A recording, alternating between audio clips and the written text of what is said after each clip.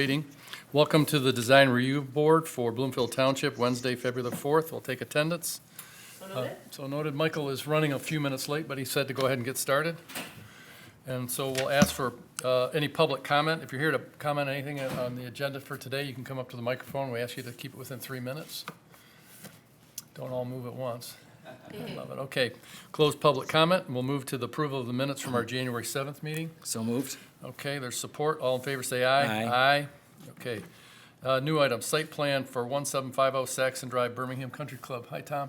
Hello, good afternoon, Board. Today we're looking at a site plan for the Birmingham Country Club at 1750 Saxon Drive. This property is located in the Township's R3 district and is surrounded by residential properties belonging to the city of Birmingham and the village of Beverly Hills. Let's see here. The scope of work for this project consists of the construction of 4 sports courts totaling 9,246 square feet, which is located in the southeast corner of the property. Additional scope of work will involve some tree relocation and sidewalk repair. And this proposal was last brought before the Design Review Board back in August of 2024 and was tabled for the Country Club and Planning Department to work out some issues. And after some delay, the Country Club's membership has voted to proceed with going forward with the sports courts, so it is before you today.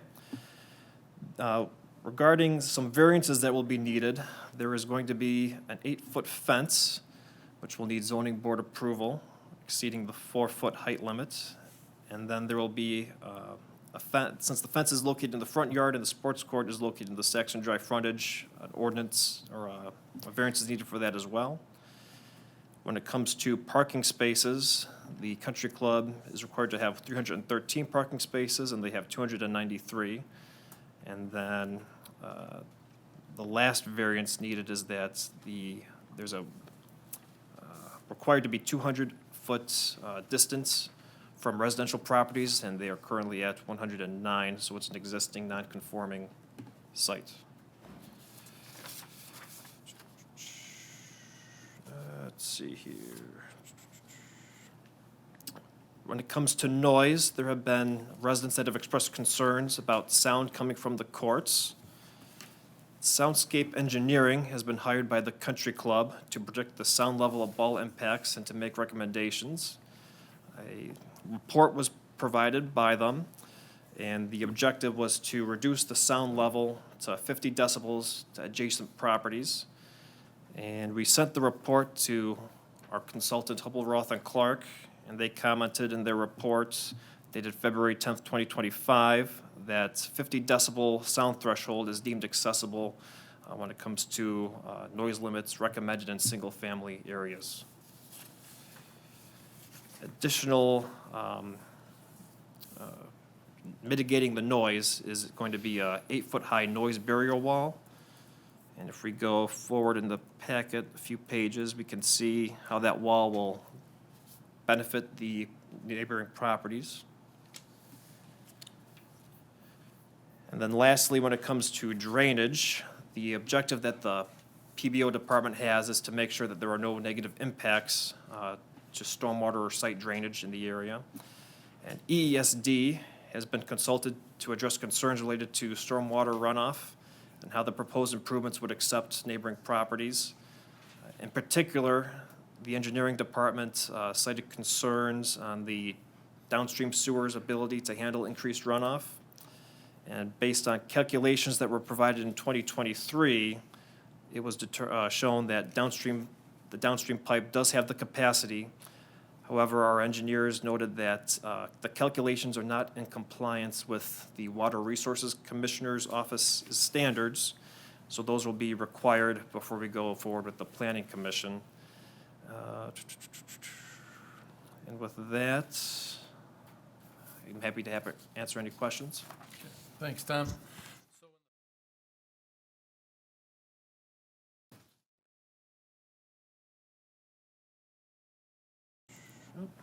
On the wrong way. Similar thing they did at the BAC, right? Yeah. That's what I thought. So this is the sound wall. Right, the 8-foot fence And then it's with the gonna sound be wall. 27 feet extending beyond each edge of the sports courts. And let's see.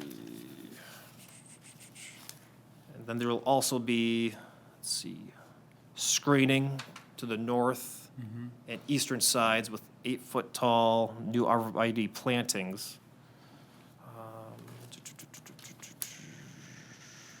What else? Existing hedgerow.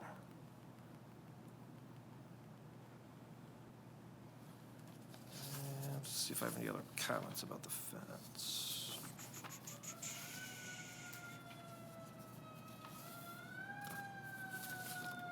Yep, I'm sorry? Any other details on the fence that you can think of? Oh, I think there's a elevation of it.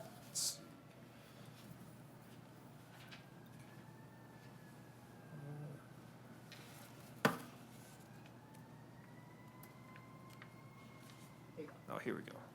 Wonder if I can zoom it. So that's the fencing, I believe, around the court, and then the bottom one, that's where the striping. The middle right, This one? no, No. top, one more. Here we go. That's the French drain around it. This is not the fence? That's like a Oh, okay. drain that goes around it. Right down, right there is like the actual fencing around the pickleball. Here, why don't you come up and introduce yourself, and we can ask you questions. That'd be good, thank you.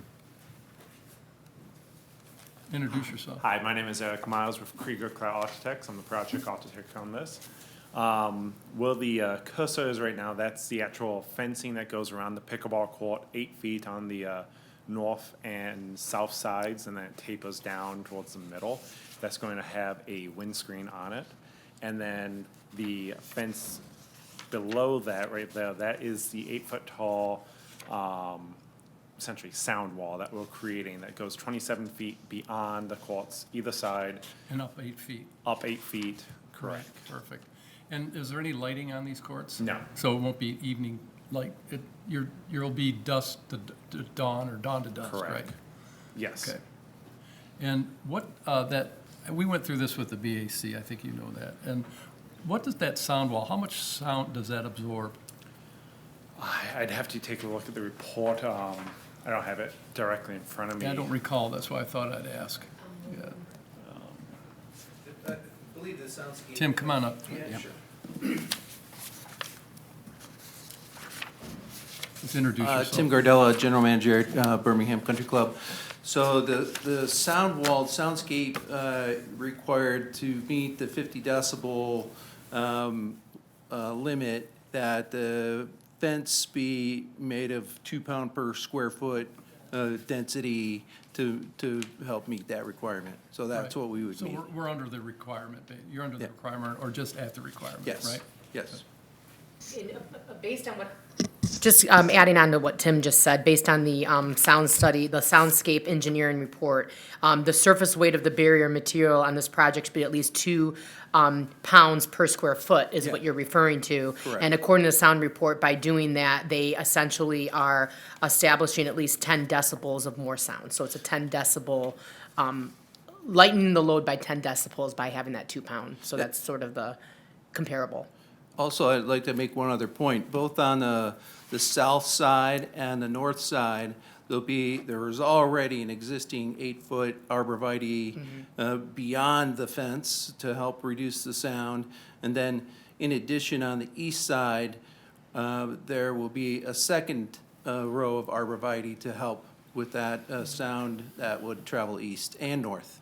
Right, and I drove by your property to Yeah. kind of look at it, and the parking, that's the tennis courts right in front, right? Yeah, that's the paddle courts to the Paddle- top, Okay, and the tennis courts would be to the west. further west? Yes. Okay, gotcha, thank you. Yeah. Martin? And finally, where the sound wall is, it's pushed up enough from the property line, where if, say, the city ever took down the arborvitae that's running along the main road there, we have enough room to replant new arborvitae to maintain the same level of sound quality. Yeah. And then do you have, say, hours of operation, or is it gonna be, It would primarily be 8 in the morning until, dusk. yeah, right, I know. Well, thank you. Yeah, you're welcome. So a few follow-up questions. I just was reading the soundscape engineering study, which is pretty extensive. Thanks for doing it. It shows the ambient level of noise at that location is, it says 45 decibels, and then there's a 42. Are you able to comment on that? Are you saying from The from ambient, which location? The the ambient sound of, that just exists there at that location, without the pickleball or tennis or sound or whatever. I guess, is your question like, what is the new sound compared to the ambient? Well, I'll get into that for sure, but I just want to make sure I'm understanding this right. So the Yes, ambient sound, you are correct. The ambient sound was measured at 42 decibels. okay, and there's a tennis court there now that Correct. the sound, when you add that, is 53 decibels, Correct. and the pickleball makes it 63. Correct. And the fence that will go there, will We bring it get to it down we'll bring to- it to 50 Yeah, or below. or below. Yes. With the sound wall. That's With the correct. sound wall. Yes. That's the predicted sound. Is there any, I trust the science. Sure. What if it exceeds that? I mean, the best laid plans, and we've got decibels above 50.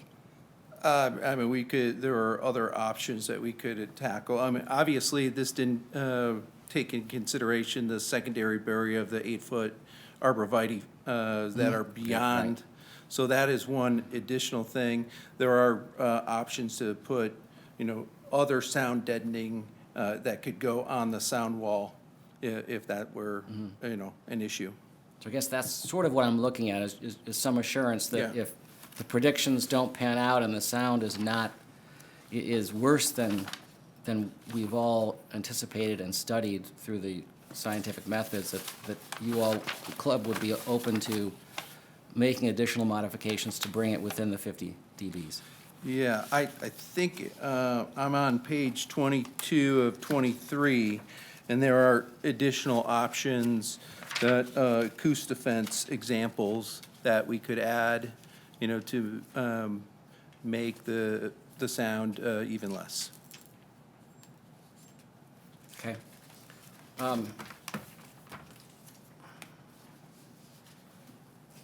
And I guess I'm a little concerned too about the time range. So dawn to dusk these days is not a problem, but in July, dusk is going to be approaching 10 p.m.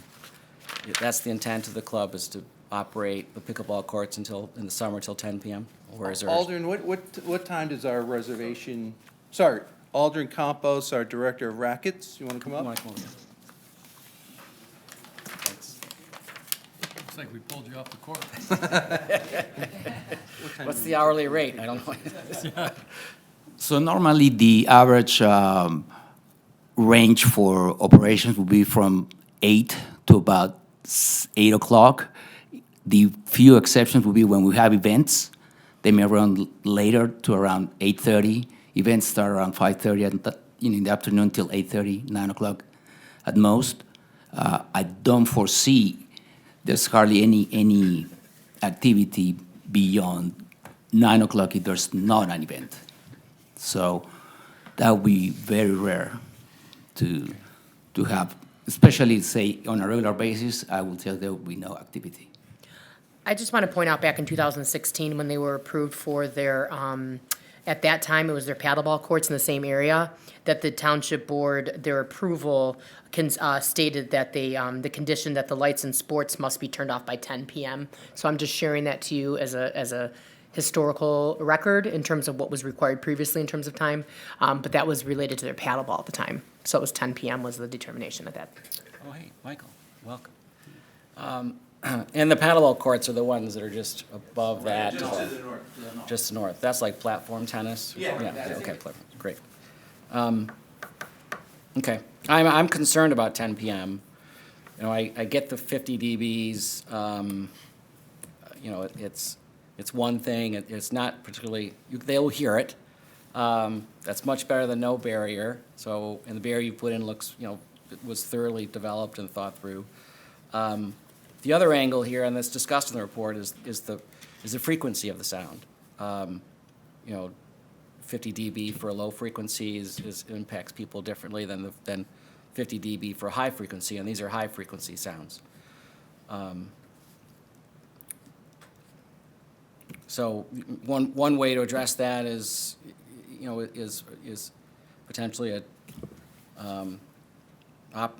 additional hours of operation restrictions that I would be interested in. I don't know anybody else. But I've heard 9 o'clock is the estimate of time. If that ultimately got into a requirement that, that the club would be okay with that? I think that could be an acceptable solution.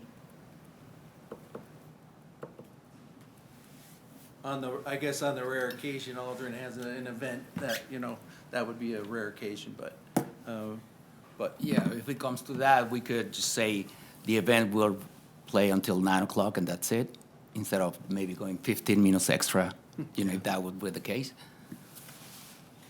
Yeah. If Well, there's we an event, would this be something that's covered by the special events permit, or? Well, that just, could be part of the because discussion. If the board were so inclined, this could be one of those opportunities that if the club was hosting something that was above and beyond your normal operating hours, but I guess this is seems to be a conversation Yeah. that's sort of in flux right now, but that could be an option.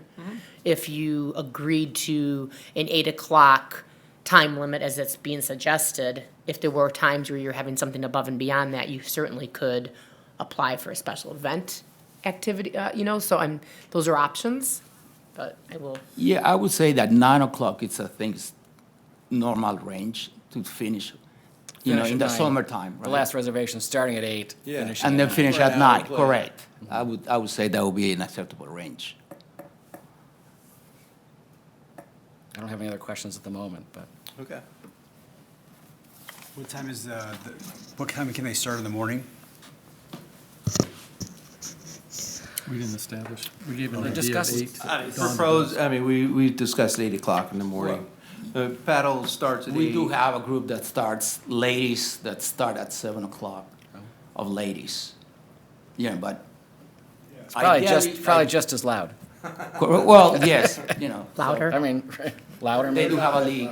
They're not it is 7 o'clock, so people are sleepy. But okay, 7 o'clock they use the tennis court and the, Yeah, and the currently paddle, the tennis platform court tennis court and as early platform as. tennis are both 7 to 10. Correct.